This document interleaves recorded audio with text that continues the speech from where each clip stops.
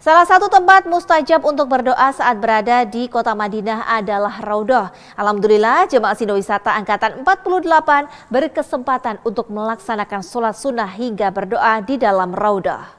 Labbaik Allahumma labbaik, labbaik la syarika laka.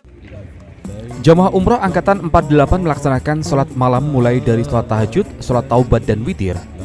Haji Lul Asmi juga mengajak rombongannya untuk tetap berada di Masjid Nabawi hingga masuk sholat subuh.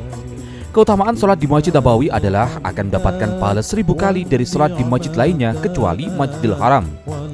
Kemudian jamaah keluar menuju ke halaman Masjid Nabawi untuk menuju ke pintu Babu Salam yang merupakan pintu masuk ke Raudhah.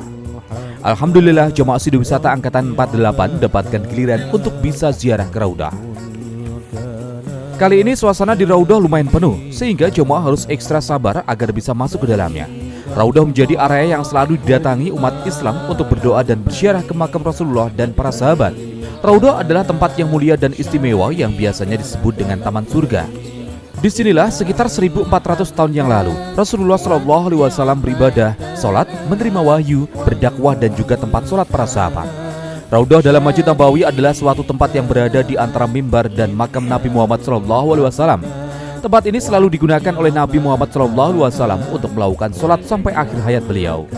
Tidak mengherankan jika ada ribuan orang berebut berdesakan untuk melakukan ibadah di tempat mulia tersebut.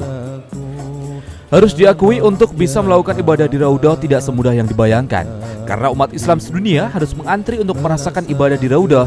Terlebih oleh pengawas Masjid Nabawi dibatasi waktunya agar jamaah bergantian dengan jamaah yang lainnya. Berbagai amalan dilakukan oleh para jamaah seperti memanjatkan doa, membaca zikir, dan sholat sunnah karena tempat di antara mimbar dan makam Rasulullah SAW diyakini mustajab.